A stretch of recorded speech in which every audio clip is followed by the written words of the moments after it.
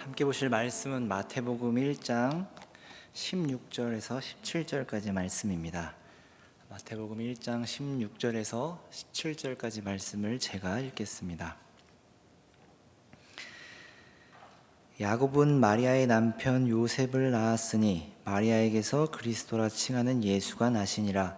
그런즉 모든 대수가 아브라함으로부터 다윗까지 14대요 다윗부터 바벨론으로 사로잡혀 갈 때까지 14대요 바벨론으로 사로잡혀 간 후부터 그리스도까지 14대더라. 아멘.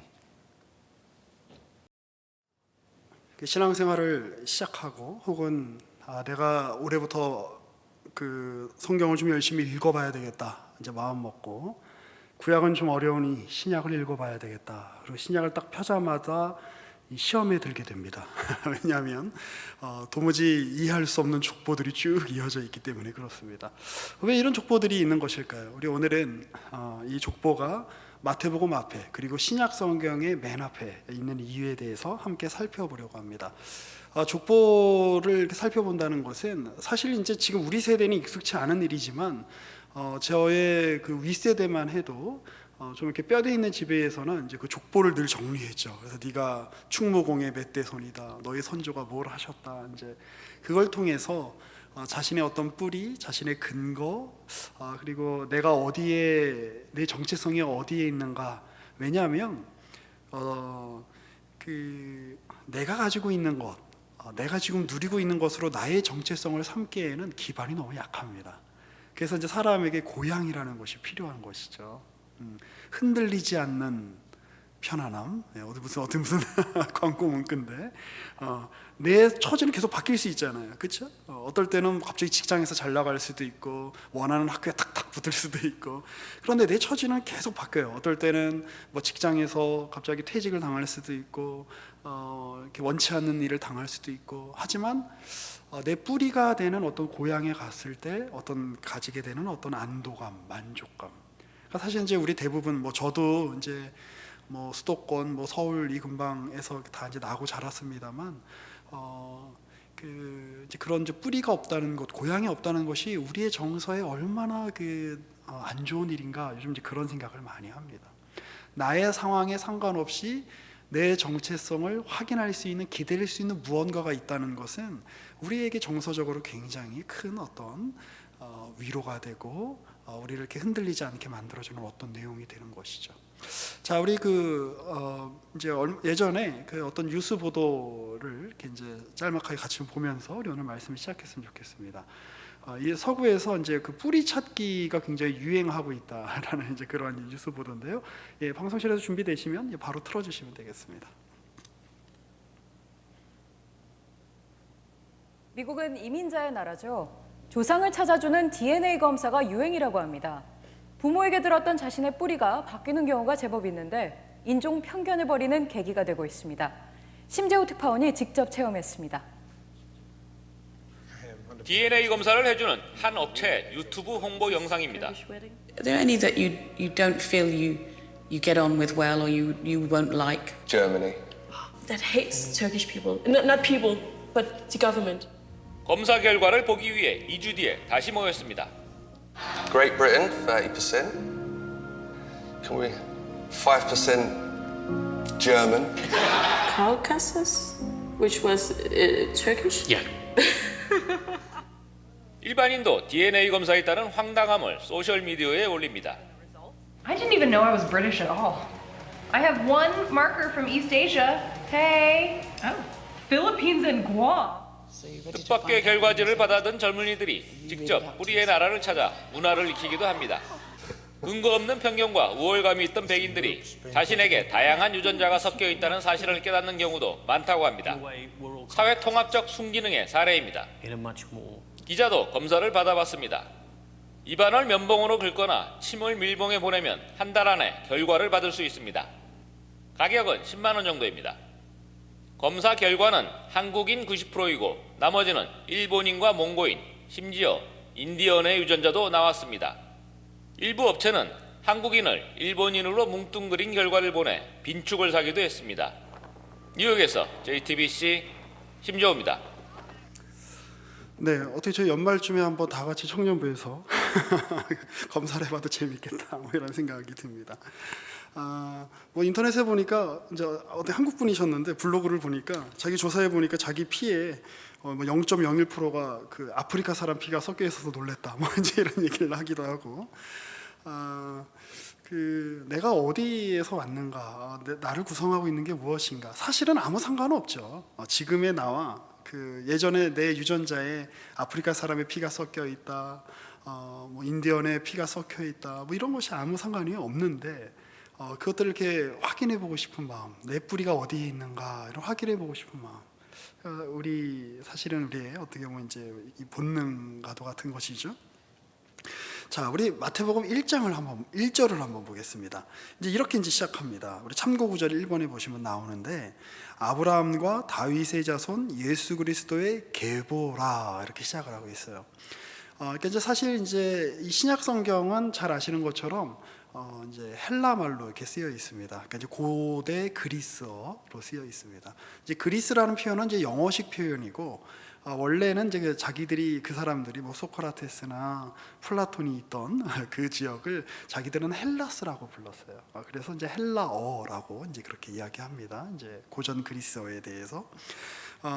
이제 헬라어의 그 족보를 가리키는 다른 말들이 많음에도 불구하고 제가 이제 참고 구절 1번에 하단에 이렇게 적어놨죠. 여기 계보라는 말의 헬라어 원어는 게네시스입니다. 그러니까 우리 영어로는 제네시스죠. 어디서 많이 듣던 말 아니에요? 지금도 이 앞에 주차장에 가면 요 이름을 단 차들이 꽤 있죠. 이게 원래 어떤 뜻이냐면 기원, 근원, 생산적인 원인, 시작 이런 뜻입니다. 자, 그런데 성경에도 이 영어로 번역을 하면 이 제네시스, 게네시스라고 하는 성경이 있습니다. 무엇인지 아세요? 바로 창세기입니다. 창세기가 이제 우리 영어 성경에 보면 제네시스라고 이렇게 나와 있죠. 자, 창세기 2장 4절을 한번 보시죠. 창세기 2장 4절을 보면 이런 이제 구절이 나오는데 창세기 1장 1절은 태초에 하나님이 천지를 창조하시니라로 이제 시작을 합니다만 이 앞에는 어떻게 보면 일종의 서론에 해당합니다. 그러니까 어떻게 만드셨다라는 내용이 2장 3절까지 이렇게 쭉 이어지고 2장 4절을 보면 이런 말씀이 있죠. 이것이 천지가 창조될 때의 하늘과 땅의 내력이니. 근데 이 내력이라는 말의 히브리어 원어는 이제 톨레도트라고 하는 말을 쓰는데 이 톨레도트라고 하는 말은 또 다른 말로 우리말로 족보라는 말입니다. 계보. 그래서 창세기에는 총 10개의 톨레도트가 있어요. 그래서 이제 중간중간에 보면 아브라함의 계보도 나오고 이제 그러니까 그런 하나님이 노아의 계보도 나오고 그 전에 뭐 야곱의 계보도 나오고 셈의 계보도 나오고 이제 그런 인간들의 계보가 나오기 전에 하늘과 땅의 족보, 하늘과 땅의 계보가 이러하다라고 창세기가 그렇게 시작하는 겁니다. 이 공관복음서 중에 또 사복음서 중에 마태복음, 마가복음, 누가복음, 요한복음이 다 예수님의 행적을 기록하는 것인데 그 중에 마태는 특별히 헬라어 문화의 영향을 지금 현재 로마 제국의 지배를 받으면서 또 그 이전에 헬라 제국의 지배를 받으면서 있었던 유대인들, 그러나 이 구약의 맥락을 너무나 잘 알고 또 메시아를 기다려왔던 구약의 하나님의 그 이루셨던 다윗 왕 때의 통치를 회복시켜 주기를 원하는 유대인들에게 쓰여진 책이 바로 마태복음입니다. 그래서 마태복음 1장 1절에서 아브라함과 다윗의 자손, 일단 여기서부터 끝난 거예요. 유대인들한테는. 그렇죠? 좀 이따가 살펴볼 텐데. 그리고 예수 그리스도의 계보라 딱 이렇게 시작하는데 이 계보라는 말을 딱 들었을 때 헬라어로는 게네시스라고 쓰여 있지만 이 유대인 독자들은 무슨 단어로 생각했을까요? 톨레도트. 이 창세기 2장 4절에 나오는 이 내력, 족보라고 하는 이 톨레도트란 말을 떠올렸을 거예요. 그러면서 지금 새로운 시대, 마치 하나님이 태초에 빛이 있으라라고 말씀하시면서 기존의 무에서 이 아름다운 우주를 만들어내셨던 것과 같이 지금 하나님께서 그만한 창조의 능력으로 새로운 일을 시작하고 계시는구나라는 그런 무게감과 함의를 가지고 지금 이 문장이 시작하고 있는 것입니다. 자, 그리고 나서 이제 이 족보가 이 세 부분으로 나뉘어 있습니다. 그러니까 14대, 14대, 14대 이렇게 이제 쭉 이렇게 나눠서 총 이제 32대를 이렇게 이제 쭉 맞나요? 42대. 그래서 이렇게 쭉 이제 이야기를 하고 있는데, 자, 먼저 앞에 14대에는 어떤 이야기가 나오는지 또 우리 마태복음 우리 1장 2절을 보면서 함께 같이 한번 읽어보시죠. 마태복음 1장 2절에서 6절을 보면 아브라함이 이삭을 낳고 이삭은 야곱을 낳고 야곱은 유다와 그의 형제들을 낳고, 뭐 여기까지는 익숙한 인물들이라 읽을만 하죠. 자, 그런데 유다는 다말에게서 베레스와 세라를 낳고 베레스는 헤스론을 낳고 헤스론은 람을 낳고 람은 아미나답을 낳고 아미나답은 나손을 낳고 나손은 살몬을 낳고 살몬은 라합에게서 보아스를 낳고 보아스는 누색에서 오벳을 낳고 오벳은 이새를 낳고 이새는 다윗 왕을 낳으니라. 도대체 누가 누구를 낳았다는 얘기를 왜 이렇게 길게 적어놓나 이제 이런 생각이 듭니다. 굉장히 그 종이가 귀했던 시절에 이 지면을 할애해서 이렇게 적어놨을까. 자, 그런데 이 앞에 있는 이 그 아브라함 때부터 이 다윗까지, 사실은 아브라함부터 다윗까지 어떻게 14대에 끝나겠어요, 그렇죠? 엄밀하게 생물학적으로 좀 더 정확하게 따지면 훨씬 대수가 늘어날 겁니다. 근데 딱 일부러 14대를 이렇게 선별해서 딱 이렇게 기록을 해 놓은 것이죠. 그건 뭐예요? 아브라함과 다윗이 어떻게 되어 있다? 연결되어 있다를 보여주는 겁니다. 자, 그러면 아브라함과 다윗은 어떻게 연결이 됐을까요? 그러니까 아브라함의 후손이죠, 다윗이. 자, 그런데 여기서는 단순히 생물학적인 연결이 아니라 하나님이 아브라함에게 주셨던, 행하셨던 그 일이 다윗에게도 지금 이어지고 있는 거야, 이 얘기를 하고 있는 거예요. 자, 그리고 이 대목에서 우리 아브라함의 족보를 또 우리 한번 오늘 살펴보겠습니다. 우리 오늘은 족보를 쭉 볼 거예요. 자, 창세기 11장 한번 펴보시죠. 창세기 11장 27절을 이렇게 딱 보시면 아브라함의 아버지였던 데라의 족보가 이렇게 나옵니다. 그러니까 왜 하필 아브라함의 족보라고 하지 않고 데라의 족보라고 했을까요? 좀 이따가 그것도 설명을 해드릴게요. 이게 왜냐하면 예수님의 족보에 있는 아주 그 미묘한, 그러나 아주 심각한 오류처럼 보이는 한 내용하고 연결이 되어 있기 때문이에요. 자, 27절 읽어봅니다. 데라의 족보는 이러하니라. 데라는 아브라함과 나홀과 하란을 낳고 하란은 롯을 낳았으며 하란은 갑이 데라보다 먼저 고향 갈대아인의 우르에서 죽었더라. 아브라함과 나홀이 장가들었으니 아브라함의 아내의 이름은 사레이며 나홀의 아내의 이름은 밀가니 하란의 딸이요 하란은 밀가의 아버지이며 또 이스가의 아버지더라. 사레는 임신하지 못함으로 자식이 없었더라. 데라가 그 아들 아브라함과 하란의 아들인 그의 손자 롯과 그의 며느리 아브라함의 아내의 사레를 데리고 갈대아인의 우르를 떠나 가나안 땅으로 가고자 하더니 하란에 이르러 거기 거류하였으며 데라는 나이가 205세가 되어 하란에서 죽었더라. 데라가 누구를 낳고 죽었다는 얘기를 지금 하고 있어요. 자, 그런데 이 데라의 족보가 나오기 전에 27절부터 나오잖아요. 창세기 11장 10절에서 26절까지는 데라가 어떻게 해서 데라까지 왔는지를 이야기해요.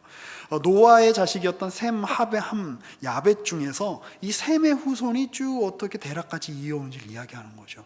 그건 뭐예요? 하나님이 노아에게 행하셨던 복과 축복이 누구에게까지 이어지고 있다? 데라에게까지 이어지고 있다. 그리고 데라의 족보를 따로 지금 취급하면서 지금 데라에게서 데라는 205세가 돼서 하란에 죽었는데 그 하란에서부터, 물론 갈대아 우르에서 시작을 했습니다만 하란에서부터 하나님의 이 언약 자손으로서의 역사를 시작할 아브라함을 지금 예견하고 있기 때문에 데라의 족보가 중요한 거예요. 그런데 이 재밌는 게 있죠.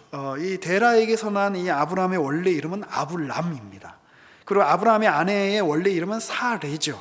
우리가 성경을 읽으신 분들은 잘 알겠지만 나중에 이름이 바뀌죠. 아브라함은 뭘로 바뀌죠? 아브라함으로 바뀌고 사레는 나중에 무엇으로 바뀌죠? 사라로 바뀝니다. 그러니까 동일한 인물이지만 하나님이 이름을 새로 부여하셔서, 이름을 새로 부여하셨다는 거는 뭐냐면, 우리 뭐 개신교회는 세례명이 없습니다만 세례명이 있는 이제 교단들이 있죠. 그런 의미가 있는 거죠. 그러니까 새롭게 태어났다, 새로운 존재가 되었다, 이런 뜻인 거잖아요. 그러니까 아브라함에서 아브라함으로 이름이 바뀌면서 그가 셈의 후손, 노아의 후손, 아담의 후손으로서의 생물학적인 특징을 갖고 있으면서 동시에 하나님의 언약으로 말미암아 새로운 존재성, 새로운 정체성을 부여받은 바로 그런 존재다. 이 양가적인 이 내용, 이 뉘앙스를 잘 이해를 하셔야 예수 그리스도의 족보와 탄생에 대해서 우리가 좀 더 잘 이해를 할 수 있을 겁니다. 자, 근데 여기서 놀라운 것은 이 셈의 그 후손들의 족보, 그리고 데라의 족보가 어디에 이어서 나오는 걸까요? 오늘 참고 구절에는 안 적어드렸습니다만 이제 우리 청년부쯤 되면 창세기 11장에 무슨 사건이 있었는지는 기억하셔야 됩니다. 무슨 사건이 있었을까요? 그 유명한 바벨탑 사건이 있습니다. 그러니까 인간이 자기 스스로 하나님께 올라가자라고 하며 성을 쌓아요. 그런데 이거는 굉장한 위기죠. 왜냐하면 인간의 죄악이 관영하여 너무나 심하여 노아의 홍수 때 그들이 다 심판을 받을 수밖에 없을 만한 그 지경으로 지금 다시 인간이 되돌아왔다는 뜻이거든요. 그러니까 하나님은 결정하셔야 돼요. 이 인간들은 다 쓸어버리시든지. 왜냐하면 그렇게 인간의 하나님께 이렇게 치고 올라오는 이런 교만한 인간의 행태를 그냥 둔다면 하나님은 참신이 아닐 거예요. 그렇죠? 그렇지만 또 하나님 딜레마죠. 노아와 언약을 맺으셨죠. 내가 다시는 세상을 그렇게 심판하지 않겠다. 제가 전에 여러 번 말씀드렸을 거예요. 그래서 결정한 이 옛 세상, 바벨의 세상, 이 바벨의 언어, 정말 이 혼잡하게 하나님이 그 바벨의 언어를 혼잡하게 만드시면서까지 하나님이 하신 심판의 방식이 뭐냐? 두 개라는 거예요. 하나는 언어를 혼잡케 해서 민족을 흩어버리셨어요. 소통할 수 없게 하셔서 그들이 한마음 한뜻으로 죄를 짓고 그들의 기술과 그들의 영향력과 그들의 문화와 그들의 지성과 그들의 어떤 정치력이 정말 소통을 계속 잘해서 하나님을 거역하는 극단으로 치닫지 않도록 스톱, 정지, 거기까지 하나님이 거기서 멈추게 하신 거예요. 그리고 두 번째가 있어요. 하나님의 심판의 아주 이제 이후에 구약 성경 그리고 신약까지 예수 그리스도의 십자가에서 이까지 관통되는 하나님의 심판의 아주 중요한 개념이 있는데, 그것은 아까 처음에 이야기했듯이 첫 번째는 옛 세상의 정지, 옛 세상에 대한 부정, 그리고 두 번째는 뭐냐면 하나님의 베푸시는 은혜가 하나님의 심판이에요. 그런데 하나님이 은혜를 왜 베푸시냐? 어떻게 베푸시냐? 하나님의 사람들을 택하셔서 그들에게 언약을 주심으로 하나님이 그 사람들과 함께 새로운 세계를 열어가시는 방식으로 옛 세상을 종결시켜요. 이게 차이인 거예요. 이게 하나님의 심판인 거예요. 그 역설이죠. 우리가 생각하는 심판의 개념은 다 때려잡고 다 죽이고 그냥 다 죄의 값을 받게 하는 게 심판의 개념일 것 같은데, 하나님의 심판의 개념은 그걸로는 옛 세상이 끝나지 않는다는 걸 노아의 홍수 때 보신 거잖아요. 그러니까 최고의 옛 세상을 향한 최고의 심판이 뭐예요? 옛 세상을 부정하는 거예요. 옛 세상을 향한 최고의 부정은 뭐예요? 하나님을 거역하는 것이 옛 세상의 특징인데, 그거와 정반대된 세상, 하나님께 순종하고 하나님을 기뻐하고 하나님의 언약 안에서 그분과 함께 연합하는 새로운 존재들을 불러일으키는 것이 하나님의 옛 세상을 향한 최고의 심판이시다. 그것의 증거가 누구냐? 아브라함이다. 그래서 아브라함은 셈의 후손이요 데라의 후손인 동시에 하나님께 새로 이름을 부여받은 특별한 존재가 되었다. 이게 아브라함 이야기예요. 자, 우리가 아까 마태복음에 있는 아브라함에서부터 다윗에게 이어지는 족보를 보다 보면, 이 얘기는 나중에 할게요. 나중에 할게요. 자, 그리고 이제 우리 아까 못 읽었던 구절 마저 읽어보겠습니다. 창세기 12장 1절에서 3절입니다. 그리고 주님이 말씀하시는 거죠. 여호와께서 아브라함에게 이르시되 너는 너희 고향과 친척과 아버지의 집을 떠나 내가 내게 보여줄 땅으로 가라. 내가 너로 큰 민족을 이루고 내게 복을 주어 내 이름을 창대하게 하리니 너는 복이 될지라. 너를 축복하는 자에게는 내가 복을 내리고 너를 저주하는 자에게는 내가 저주하리니 땅의 모든 족속이 너로 말미암아 복을 얻을 것이니라. 하나님이 새로운 세상을 열겠다. 아브라함을 통해서 일하시는 거죠. 그리고 하나님의 약속과 하나님의 열심과 하나님의 의지와 하나님의 성의가 수천 년 역사를 통해서, 그러니까 이제 횟수로만 따지면 정확히 몇 년인지 몰라요. 그러나 아브라함에서부터 다윗까지 대략 1000년, 다윗에서부터 예수님까지 대략 1000년, 2000년의 그 시간을 관통하면서 하나님이 그 마지막 때에 예수를 보내시는 거예요. 그러니까 아브라함 사건과 예수 사건은 분리된 사건이 아니라 연계된 사건이다. 우리가 이렇게 구약을 볼 때 이 생각을 해야 되는 거죠. 자, 이제 참고 구절 3번입니다. 우리 마태복음 1장 6절에서도 우리 11절 한번 보실까요? 이새는 다윗 왕을 낳으니라. 다윗은 우리아의 아내에게서 솔로몬을 낳고 솔로몬은 르호보암을 낳고 르호보암은 아비야를 낳고 아비야는 아사를 낳고 아사는 여호사밧을 낳고 여호사밧은 요람을 낳고 요람은 우시아를 낳고 우시아는 요담을 낳고 요담은 아하스를 낳고 아하스는 히스기야를 낳고 히스기야는 므낫세를 낳고 므낫세는 아몬을 낳고 아몬은 요시아를 낳고 바벨론으로 잡혀갈 때의 요시아는 여고냐와 그의 형제들을 낳으니라. 이렇게 되어 있죠. 이제 여기서부터는 이제 다윗과 바벨론으로 포로로 잡혀갈 때까지, 그러니까 유다 왕국이 멸망할 때까지의 이 왕들의 족보를 지금 적어놓고 있어요. 마찬가지로 여기도 실제로 열왕기서를 이렇게 읽어보면 이 14대 안에 다 포함이 안 되는 왕들이 있습니다. 그러니까 14대를 좀 맞춘 거예요. 어쨌든 여기서 이제 핵심은 하나님이 아브라함에게 행하셨던 것처럼 다윗에게 행하신다. 그리고 하나님이 다윗에게 행하셨던 것처럼 포로 시대까지 그 하나님의 뜻이 이어져 가고 있다를 보여주는 것인데, 그러면 또 다윗에게는 어떤 일이 일어나는지를 살펴보는 게 중요하죠. 아브라함에게 어떤 일이 있었는지 살펴보는 것은 우리가 아까 창세기 12장 1절에서 3절을 보았고요. 나중에 또 뭐 창세기 15장이나 창세기 17장이나 창세기 22장 같은 데 보면 하나님이 아브라함에게 주셨던 약속들이 이렇게 나오죠. 자, 그 다윗에게는 어떤 약속을 주셨을까요? 참고 구절 3-1번 한번 보시겠습니다. 사무엘하 7장 8절에서 17절입니다. 여기가 그 유명한 다윗 언약이 나오는 이제 그런 대목인데요. 8절부터 제가 읽어보겠습니다. 그러므로 이제 내 종 다윗에게 이와 같이 말하라. 만군의 여호와께서 이와 같이 말씀하시기를 내가 너를 목장 곧 양을 따르는 데에서 데려다가 내 백성 이스라엘의 주권자로 삼고 내가 가는 모든 곳에서 내가 너와 함께 있어 내 모든 원수를 내 앞에서 멸하였은즉 땅에서 위대한 자들의 이름같이 내 이름을 위대하게 만들어 주리라. 내가 또 내 백성 이스라엘을 위하여 한 곳을 정하여 그를 심고 그를 거주하게 하고 다시 옮기지 못하게 하며 악한 종류로 전과 같이 그들을 해하지 못하게 하여 전에 내가 사사에게 명령하여 내 백성 이스라엘을 다스리던 때와 같이 아니하게 하고 너를 모든 원수에게서 벗어나 편히 쉬게 하리라. 여호와가 또 내게 이르노니 여호와가 너를 위하여 집을 짓고 내 수완이 차서 내 조상들과 함께 누울 때에 내가 내 몸에서 날 내 씨를 내 뒤에 세워 그의 나라를 견고하게 하리라. 그는 내 이름을 위하여 집을 건축할 것이요 나는 그의 나라 왕위를 영원히 견고하게 하리라. 나는 그에게 아버지가 되고 그는 내게 아들이 되리니 그가 만일 죄를 범하면 내가 사람의 매와 인생의 채찍으로 징계하려니와 내가 내 앞에서 물러나게 한 사울에게서 내 은총을 빼앗은 것처럼 그에게서 빼앗지는 아니하리라. 내 집과 내 나라가 내 앞에서 영원히 보존되고 내 왕위가 영원히 견고하리라 하셨다 하라.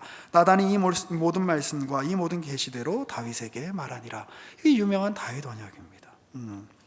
자, 무엇이에요? 하나님께서 이 다윗의 후손을 통해서 그의 왕위를 영원히 가지고 가시겠다. 근데 재밌는 구절이 있어요. 12절에 이렇게 보시면 내가 내 몸에서 날 내 씨를 내 뒤에 세운다 해서 여기서 이 씨가 복수가 아니라 단수예요. 그러니까 이제 1차적으로는 솔로몬을 지칭하는 말이기도 합니다만 그 이후에 있을 너의 후손들을 통하여가 아니라 내 씨를 통하여라고 말씀하시므로 나중에 장차 오실 진정한 씨앗, 바로 예수 그리스도를 우리에게 사실은 연상하게 만드는 그런 대목이죠. 자, 그런 일들이 하나님께서 이루고 계신다. 그런데 그 히브리어에는 그 히브리 알파벳, 그 알레프로 시작하는 히브리 알파벳이 이렇게 있는데 그 게마트리아라고 해서 그러니까 히브리어 알파벳마다 이렇게 숫자가 이렇게 들어가 있어요. 뭐 아주 그냥 단순화시켜서 얘기하면 A는 1, B는 2, C는 뭐 3, D는 4 이런 식으로. 그러니까 이 다윗을 나타내는 히브리어 글자가 이제 세 글자인데 그 영어 스펠링으로 표현을 하면 DWD입니다. 그러니까 모음을 빼고. 그래서 이제 D는 달라트라는 이제 그 히브리어인데 그게 숫자로 치면은 4예요. 4. 그리고 중간에 이제 W는 이제 보통 와우라고도 발음하고, 우리 형제님들 그 떠올리시는 그거 아니에요. 바브라고도 발음하는데 같은 단어를. 그래서 우리 영어 알파벳 이 W 이 발음을 그래서 무라고도 이렇게 발음을 하고는 해요. 그래서 왜 독일어에 보면 영어 알파벳 그 W를 베라고 발음하잖아요. 그래서 이제 BMW가 원래 뱀배 그래서 이렇게 발음을 하는데, 그래서 어떤 데서는 다위드라고 하고 어떤 데서는 다비드라고 하고 이제 그래서 이 V와 W가 그 이후에 이제 다른 언어들에서도 이렇게 혼용돼서 사용이 되는 걸 볼 수가 있습니다. 어쨌건 그 영어의 W에 해당하는 와우 혹은 바브라고 하는 그 히브리어는 6을 나타내요. 그 뒤에 또 D, 다비드에서 그 D는 4를 나타내고. 그러니까 4 더하기 6 더하기 4 하면 몇이에요? 제가 너무 어려운 걸 물어봤나요? 14죠. 14. 자, 그러니까 지금 아브라함부터 다윗까지 14대다. 다윗부터 포로로 잡혀갈 때까지 14대다. 그리고 포로로 잡혀간 때부터 예수님까지 14대다. 일부러 14를 맞춘 거예요. 그러니까 이 다윗 왕에게 하나님이 베푸셨던 언약, 다윗이 대단하고 다윗이 위대하고 그게 아니라 우리 잘 알잖아요. 아브라함이 위대하고 아브라함이 대단하고 그의 영웅적인 행위가 그래서 우리의 조상이다, 이게 아니라 하나님이 아브라함에게 행하셨던 그 언약, 그 하나님이 얼마나 놀라운 분인가. 하나님이 다윗에게 행하셨던 그 언약, 그리고 그 다윗의 후손들의 그 정말 후한무치한 그런 행동에도 불구하고 그들을 끝까지 붙잡고 그들에게 선지자를 보내시고, 나라가 망했는데도 선지자를 보내셔서 쫓아가시고, 에스겔 환상을 통해서 성전이 그들 앞에 있는 거 보여주시고, 그들을 회복시켜 주시고, 이런 것들을 통해서 하나님이 얼마나 그분의 언약에 신실하신가, 이 언약의 계보를 봐라, 그 얘기를 지금 하고 있는 거예요. 놀랍죠. 자, 다시 마태복음으로 이제 돌아와 보시면, 자, 마태복음 1장 12절에서 16절에는 이제 바벨론으로 잡혀간 시점부터 이제 예수님 때까지 이렇게 쭉 나오는데요. 사실은 이제 성경을 조금 읽으셨던 분들은 이 이전까지의 족보에 대해서 조금 익숙하실 거예요. 그러니까 왜냐하면 왕들의 이야기가 쭉 나오니까. 그런데 여기서부터는 저도 정말 모르겠는 사람들이 이렇게 나와요. 자, 볼게요. 바벨론으로 잡혀간 후에는 여고냐는 스알데엘을 낳고, 스알데엘은 수룹바벨을 낳고, 수룹바벨은 아비웃을 낳고, 아비웃은 엘리야김을 낳고, 엘리야김은 아수르를 낳고, 아수르는 사독을 낳고, 사독은 아킴을 낳고, 아킴은 엘리야웃을 낳고, 엘리웃은 엘르아사를 낳고, 엘르아사는 마단을 낳고, 마단은 야곱을 낳고, 야곱은 마리아의 남편 요셉을 낳았으니 마리아에게서 그리스도라 칭하는 예수가 나시니라. 사실은요, 예수님 당대에쯤 가면 12지파도 의미가 없어지고 왕족도 의미가 없어져요. 왜냐하면 12지파 다 망했거든요. 10지파가 그 나라를 이루었던 북이스라엘이 기원전 222년에 아수르에 멸망해요. 그리고 다 뿔뿔이 흩어지고 막 혼혈이 되고, 일부는 남유다에 편입되고. 자, 남유다는 유다 지파와 베냐민 지파와 그리고 레위 지파가 있었겠죠. 포로로 잡혀가요. 막 섞여요. 뭐 어떻게든 족보를 사실은 엄밀하게 또 지금처럼 기록이 발달되지 않은 시대였기 때문에 그렇게 엄밀하게 이렇게 남아있기가 쉽지가 않아요. 그런데 이 족보를 통해서 지금 보여주고 싶은 게 뭘까요? 너희가 하나님께, 그리고 중요한 거 있죠. 좀 성경 지식 있는 분들은 아시겠습니다만, 구약하고 신약 사이에 공백기가 몇 년이 있다 그러죠? 제 손을 잘 보세요. 400년이 있다 그래요. 말라기에서부터 마태복음까지 주님이 선지자를 보내셔서 말씀하지 않은 시기가 400년이에요. 여러분, 말이 400년이지 4년도 아니고 40년도 아니고 400년이에요. 웬만한 사람은 4년 지나면 다 까먹습니다. 40년 지나면 기억할 수 있는 사람이 없어요. 400년이 흘렀어요. 그런데 이스라엘 역사 속에서 가장 처참한 시기가 언제인 줄 아세요? 바로 그 기간이에요. 그 기간에 마케도니아, 헬라스 마케도니아 연합군, 그러니까 알렉산더 제국의, 그 알렉산더가 일찍 죽잖아요. 그리고 이제 그 후손이었던 그 부하였던 4명의 장군에 의해서 제국이 이렇게 갈라지는데, 뭐 가끔은 이제 저기 그 애굽 쪽에 그 프톨레미 왕조가 이스라엘 지역을 다스리기도 하고, 또 셀류키드 혹은 셀류코스 왕조라 그래가지고 지금의 뭐 시리아라든지 이라크까지 쭉 다스렸던 그 왕조가 이 유다 지역을 다스렸는데, 그때쯤에 핍박이 어마어마하게 심했어요. 얼마나 심했냐면, 이제 그때가 이제 뭐 유대인들 뭐 마카비 분기가 막 일어나고 이럴 때였는데, 그러니까 제사장 이 아들들인데 너무 열받아가지고 망치 들고 그 헬라 사람들, 그리스 사람들한테 막 테러하고 이랬어요. 근데 어느 정도로 심했냐면, 그 예루살렘 성전이 있는 데다가 그 안에다가 제우스 신상을 갖다 놓는 거예요. 그 아주 상상할 수 없는 일이죠, 유대인으로서는. 우상을. 그리고 거기다가 돼지 제물을 막 갖다 바치고 가장 혐오하는. 그리고 에피파네스 2세라고 하는 어떤 왕이 있었는데, 그 왕은 자기 온몸에다가 막 금칠을 하고는 내가 신이다 막 이러면, 그 유대인들이 견딜 수 없게 만들었어요. 막 지나가다가 불신검문해갖고 남자들 바지를 벗겨서 할례를 받았냐 안 받았냐 확인해갖고, 할례 받았으면 남녀노소, 그러니까 그 나이가 많든 적든 상관없이 다 죽여버리고, 뭐 그런 일들이 막. 그런데 하나님이 그 기간에 선지자를 보내지 않는 거예요. 침묵하고 계시는 것 같은 거예요. 하나님 우리 기억이나 하고 계시는 거예요. 우리 옛날에 아브라함에게 주셨던 언약, 다윗 왕 때 주셨던 그 영화, 이것들이 하나님 우리에게 주실 거라고 이야기는 하지만 현실을 보세요. 하나님 400년 동안 아무 말씀도 없으신 하나님, 침묵하시는 하나님, 대꾸가 없으신 하나님, 우리 민족이 어떻게 그 하나님을 계속 기억하고 있을 수 있겠어요? 하나님은 정말 살아 있으신 겁니까? 아니, 우리를 정말 기억하고 있으신 겁니까? 그런데 거기도 굉장히 재밌죠. 이스라엘 사람들이 야곱 당시에 애굽으로 넘어가서 몇 년 만에 나왔죠? 400년 만에 나왔죠. 그러니까 이 400이라는 숫자가 좀 의미가 있나 봐요. 모두가 다 잊고 있을 때 하나님이 모세를 택하셔서 하나님의 그 놀라운 구원을, 재창조를 이루어내시죠. 자, 하나님이 그 일을 이루고 계시는 거예요. 그 놀랍죠. 자, 그런데 여기서 보면 누가 누구를 낳고 누가 누구를 낳고 좀 계속 이어지잖아요. 근데 여기서 이 낳고는 헬라어를 이렇게 좀 이렇게 찾아보면, 뭐 죄송해요, 웬만하면 원어를 좀 안 쓰려고 그러는데, 그 헬라어로는 이제 우리가 쭉 보는 뭐 아브라함이 이삭을 낳았다, 그 야곱이 마리아의 남편 요셉을 낳았다라고 할 때 에겐 네센이라 그래서 능동태로 쓰여요. 그러니까 남편이, 그 남자가 부인 여자를 통해서 아들을 낳은 어떤 그 남자가 아들을 낳은 거를 주체적이고 능동적인 행위로 이렇게 묘사를 해요. 그런데 이 16절 한번 보세요. 16절은 야곱은 마리아의 남편 요셉을 낳았는데 마리아에게서 누가 나왔냐? 그리스도라 칭하는 예수가 나시니라 해서, 이 나시니라 라는 표현은 에겐 네데라는 말로 헬라어로는 그렇게 표현하는데 수동태예요. 그러니까 그때까지는 인간이 생물학적인 어떤 선택과 생물학적인 과정을 통해서 자식을 낳았다면, 이 마리아는 사실 혈통적으로 요셉과 상관이 없죠. 그러니까 결혼을 했겠지. 자, 그런데 요셉의 아내인 마리아에게서 예수님께서 낳아지셨다, 수동태로 표현을 하는 거죠. 그래서 아까 그 말씀 기억나세요? 이 아브라함의 계보, 데라에게 계보를 보면 생물학적으로 이렇게 쭉 이어져 오지만 다른 게 있다. 하나님의 언약으로 말미암아, 하나님이 그에게 주신 일하심으로 말미암아 아브라함의 이름이 바뀌면서 그가 새로운 존재임을, 셈의 후손이고 데라의 자식이지만 하나님 안에서 새롭게 태어난 존재요, 새로운 시조요, 새로운 새 창조를 드러내는 한 인물로 그가 서 있는 것과 같이, 그 일은 사실은 예표에 불과하죠.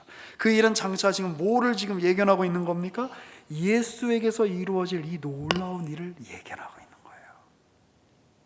그러니까 예수님이, 하나님이 이루시는 구원의 방식이 그거라는 거죠. 하나님이 마음만 먹으시면 그냥 하늘에서부터 쭉 내려오시면서 내가 오늘부터 너희를 구원하겠다라고 말씀만 하셨어도 구원하실 수 있으셨을 거예요. 그런데 하나님이 예수라는 그 성육신의 방식으로 인간을 구원하기로 결정하셨는데, 그래서 우리가 초대교회 때부터 우리 고백하고 있는 예수님은 참 하나님이시요 참 인간이신데, 이게 너무 어려워요. 우리 인간의 지혜와 인간의 어떤 그 가지고 있는 어떤 학문적인 능력과 지성 능력으로 이게 파악이 안 돼요. 그런데 이처럼 모호하고 이처럼 역설적이고 이처럼 이해할 수 없는 방식으로 우리에게 오시는 이유는 무엇이냐? 완전한 신으로 오실 수도 있고 그냥 완전한 인간이셨을 수도 있지만, 그러면 인간은 인간일 뿐이고 신은 신일 뿐인 거예요. 하나님은 애초에 이 인간을 만드셨을 때 우리를 어떤 존재로? 그분과 함께 연합하며 교제하며 그 성삼위 하나님의 그 놀라우신 그 신적 교제 안으로 우리를 초대하기 위해서 우리를 만든 존재라는 거예요. 그래서 예수님은 인간의 그 생물학적 그 계보, 그리고 생물학적 계보의 이면에 있는 하나님의 그 선하신 언약의 역사가 줄줄이 흘러내려오는 그 은혜의 계보의 한 일원으로 겸손하게 그 안에 구속되어서 그 스스로를 제한하셔서 그 안에 오심으로 하나님이 우리를 향해 어떻게 생각하시는가를 보여주시는 그 구원자로 오시는 거죠. 그렇지만 그것은 완전히 인간의 일이 아닌 하나님이 이루시는 새로운 일이다, 하나님이 만들어내시는 새로운 창조다. 이게 바로 우리 족보 안에 사실 이렇게 드러나 있는 것이죠. 자, 그럼 이제 또 살펴볼 것은 그 17절에 이렇게 보시면, 그런즉 모든 대수가 아브라함부터 다윗까지 14대, 다윗부터 바벨론까지 14대. 왜 이렇게 14라는 숫자에 직접하는지 아까 말씀드렸죠. 다윗의 이름 얘기를 들으면서 바벨론에서부터 그리스도까지 14대다라고 이야기하는데, 여러분 한번 나중에 한번 숫자 한번 세보세요. 그 아브라함부터 다윗까지 14대가 맞아요. 그리고 다윗부터 바벨론까지 14대가 맞아요. 그런데 바벨론부터 그리스도까지 13대예요. 그러니까 하나가 비어요. 이거 이상하죠. 그래서 이게 굉장히 지금 학자들 사이에 논쟁이 많은데, 이제 어떤 학자들은 이제 그 다윗이 이제 중복된 거다. 그만큼 다윗이 중요하다. 다윗의 이름이 중복되어서 하나를 더 이렇게 맞추는 거다라고 이야기하는 사람들이 있고, 또 어떤 사람들은 이제 혹시 뭐 성경을 아까 이제 보시면 11절에 보면 요시야가 여고냐와 그의 형제들을 낳았다 이렇게 되어 있고요. 그 다음에 12절에 보면 바벨론으로 사로잡혀간 후에 여고냐는 스알디엘을 낳았다 이렇게 표현되어 있는데, 그 열왕기하 한 4장 5장 이쯤에 가보면 그 유다의 마지막 왕들의 이름이 나오는데, 이 여호와김이라는 왕이 있었어요. 한 10년 동안 왕노릇 했나 아마 그럴 거예요. 그러니까 이제 애굽 사람이 세운 왕이었어요. 그런데 이제 바벨론하고 척을 지다가 바벨론에 의해서 폐위가 돼요. 그리고 이제 그의 아들인 여호야긴이라는 사람이 왕이 되는데, 이름이 굉장히 헷갈리죠. 아버지 이름은 여호야김, 아들 이름은 여호야긴. 그래서 굉장히 비슷한데, 거기는 이제 뭐 망한 지 몇 개월 안 됐다가 그냥 포로로 잡혀가요, 바벨론으로. 그래서 사실은 포로로 잡혀가는 바람에 그 명맥이 이어지는 거예요. 그 후손들이. 그런데 이 포로로 잡혀간 여호야긴의 별명이 뭐냐면 여고냐예요. 여기 성경에 기록되어 있는. 그런데 재밌는 건 여호와김, 여호와긴, 여고냐 다 그 이름의 뜻이 뭐냐면 똑같아요. 여호와께서 세우신다 이런 뜻이에요. 그러니까 이것도 굉장히 아이러니하죠. 나라가 망했는데 나라가 망할 때 마지막 왕인데, 그래서 여호와긴이 그렇게 포로로 잡혀가고 그의 삼촌이었던 시드기야가 왕이 되고, 나중에 시드기야는 바벨론한테 이제 그렇게 결상전하다가 막 두 눈 뽑히고 두 눈 뽑히기 전에 자기 아들들이 막 죽임 당하는 걸 눈으로 봐야 되고, 그리고 이렇게 죽어요. 포로로 잡혀가고 죽고 그래요. 자, 그런데 나라가 망할 때에 세워진 왕의 이름이 여호와께서 세우신다예요. 이게 말이 안 되잖아요. 너무 이게 이렇게 상식적으로 생각해 봤을 때. 그러니까 세상의 나라는 망하는 것 같지만 세상 나라의 종결이 하나님 나라의 종결을 의미하는 건 아니다가 거기 이렇게 나타나는 거죠. 그런데 이제 그 아버지와 아들의 이름의 뜻, 그리고 이 아들이 갖고 있었던 별명의 이름의 뜻이 너무 비슷해서, 그래서 이제 어떤 성경학자들은 11절에 나오는 여고냐는 여호와김, 12절에 나오는 여고냐는 그의 아들이었던 여호와긴을 이야기하는 게 아니냐 이렇게 이제 보는 사람들도 있어요. 근데 저는 조금 좀 생각이 달라요. 아까 제가 그래서 이제 데라유 족보를 말씀드린 거예요. 그리고 이제 왜 14대냐 이렇게 생각을 해보면, 그 14은 그 거기다 나누기 2를 하면 뭐죠? 7입니다. 성경에 7이라는 숫자는 되게 중요하죠. 그래서 아브라함 때부터 다윗까지 14대, 7이 몇 번 나와요? 2번. 다윗부터 나라가 망할 때까지 14대, 7이 몇 번 나와요? 4번. 그 다음에 그 바빌론의 포로로 잡혀갔을 때부터 예수님까지 14대, 7이 몇 번 나와요? 6번. 그런데 성경은 그런 압박이 있죠. 6 다음에 뭐가 나와야 될 것 같아요? 7이 나와야 될 것 같아요. 그러면 이 마지막 7은 뭐냐? 하나님이 예수를 통해서 하나님이 이 언약의 역사, 그 완벽한 하나님의 역사가 7대 7대 14대 아브라함부터 다윗까지 7대 7대 다윗에서부터 포로로 잡혀갈 때까지 7대 7대 포로로 잡혀와서 잡혀간 다음에 뭐 귀환하고 예수님 때까지, 그리고 마지막 7대 그 마지막 완벽한 하나님의 완성, 하나님의 나라, 하나님의 새로운 시대, 하나님의 새로운 계보를 누구를 통해서 만드시겠다? 예수를 통해서 만드시겠다. 그게 굳이 이렇게 14대를 맞춘 이유죠. 그래서 예수님이 포함된 이 계보에 한 명의 숫자가 줄고 13명밖에 없다는 것은 마치 데라가 아브라함을 낳았지만 그 아브라함의 이름으로 그 명맥을 계속 이어가는 것이 아니라 아브라함이라는 이름으로 새로운 하나님의 언약의 그 복을 받은 그 이름으로 새로운 시대를 열어가는 것과 같이 예수는 죽으시죠. 인간 예수는 죽어요. 그러나 십자가에서 부활하신 그 예수는 인간 예수인 동시에 부활하신 영광의 주예요.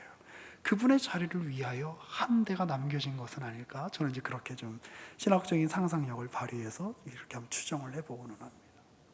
그리고 그러한 시대가 열리고 있다. 여러분, 우리가 신앙이 좋다는 것은 무엇입니까? 믿음이 좋다는 것은 무엇입니까? 우리 어떤 기도를 열심히 한다, 전도를 열심히 한다, 어떤 행위를 열심히 한다, 이런 것도 중요한 신앙의 실천이 될 수 있지만, 그러나 어떻게 눈에 보이는 행위로 우리 신앙의 실천을 국한시키면 사실 교회에서 할 수 있는 게 몇 개 없어요. 그리고 늘 쳇바퀴 돌도 돌아가는 거죠. 그러나 주님은 이 긴 인생 동안 우리로 하여금 매일같이 주의 음성을 듣게 하시고 말씀을 듣게 하시고 교회로 모여 우리가 신자인 것을 정체성을 확인하게 하세요. 그 과정을 통해서 우리가 해야 되는 것은 무엇입니까? 하나님이 하시는 이 일을 봐라라는 거예요. 하나님이 우리에게 행하시는 이 일을 위해서 인류 역사 전체를 사용하고 계신다. 하나님의 그 신적 역사의 그 내용이 우리에게 지금 적용되고 있다. 그러니 시야를 넓게 가지고 오늘 우리의 현실과 오늘 우리의 괴로움과 오늘 우리가 겪는 문제들이 있지만 그것을 넘어 우리에게 일하시는 하나님을 보는 그 은혜를 너희가 누려라. 이 족보가 가지는 의미일 것입니다. 오늘 제가 아직 준비했지만 살펴보지 못한 게 하나 있습니다. 그것은 바로 이 족보 안에 여자들이 있다는 겁니다. 이 여자들, 이 당시 헬라나 이 유대에서는 족보에 여자의 이름을 넣지 않았어요. 그런데 여자의 이름이 들어가는데 다 어떤 여자냐면 이방 여자이거나 행실이 좋지 않은 여자이거나, 그런데 그들을 일부러 넣어서 하나님의 이 언약과 하나님의 일하심의 역사가 인간적인 어떤 가지고 있는 기준을 통해서 이루어지는 것이 아니라 하나님이 베푸시는 전적인 하나님의 주도권, 하나님의 일하심, 하나님의 역사하심 안에 이것들이 펼쳐지는 거다. 우리에게 보여주고 있죠. 마찬가지입니다. 우리가 인간적으로는 내세울 만한 어떤 그런 우리가 배경이 없을 수도 있습니다. 우리의 어떤 인간의 족보로는 우리가 기억하지 못할 그런 우리는 그런 배경을 갖고 있는지도 모르겠습니다. 그런데 이 족보를 봐라. 너희는 이 거룩한 역사에 편입되어 있다. 우리 얼마 전에 우리 임원분들, 저희 청년선배 임원분들을 비롯해서 우리 몇몇 지체들이랑 카드놀이를 했습니다. 우리 형제분 중에 한 분이 전문가가 있어서 이렇게 칩도 이렇게 나눠주고 카드도 이렇게 나눠주고 아주 잘 배웠어요. 근데 그 카드놀이를 잘 하려면 기억해야 되는 게 있어요. 뭘까요? 뭐 포카나 뭐 이런 걸 이렇게 할 때 바로 족보를 잘 기억해야 됩니다. 원 카드가 밑에 있는 건지 투 카드가 위에 있는 건지. 오늘 우리에게 신앙생활이라고 하는 이 놀라운 자리로 하나님 우리 부르셨는데 하나님이 우리에게 허락하신 이 신앙의 족보, 그게 뭐예요? 사실 이 성경 전체의 내용이죠. 이 하나님이 우리에게 행하시는 크고 넓고 풍성하고 깊은 일들을 너의 눈을 떠서 봐라. 너희가 그런 하나님의 일하심 속에 있단다. 오늘 그렇게 우리에게 증거되는 이 주님의 말씀, 그리고 우리가 앞으로 살펴볼 이 마태복음을 통해서 그런 풍성한 은혜를 누리시는 저와 여러분 되시기를 이 말씀을 들어 권면하고 축복합니다. 기도하겠습니다. 하나님 감사합니다. 우리의 뿌리는 하나님의 일하심에 있습니다. 하나님이 아브라함에게 일하셨던 그 사건, 하나님이 다윗에게 일하셨던 그 사건, 하나님이 예수를 통해서 우리에게 열어 밝히셨던 새로운 세계, 그것이 바로 우리가 지금 살아가고 있는 세계입니다. 이제 우리가 주님의 말씀, 이 마태복음을 살펴볼 때에 한 주 한 주 주의 말씀을 숙고하고 묵상하고 이 말씀에 대한 설교자들의 설명을 들을 때에 이 말씀이 우리의 영적인 양식이 되게 하시고 우리 신앙의 정체성을 온전히 깨달으며 주님의 자녀답게 고귀한 족보를 가진 자답게 명예롭게 살아갈 수 있는 하늘의 양식이 될 수 있도록 주여 우리와 함께하여 주시고 은혜를 베풀어 주옵소서. 우리의 구주이신 예수님의 이름으로 기도합니다. 아멘.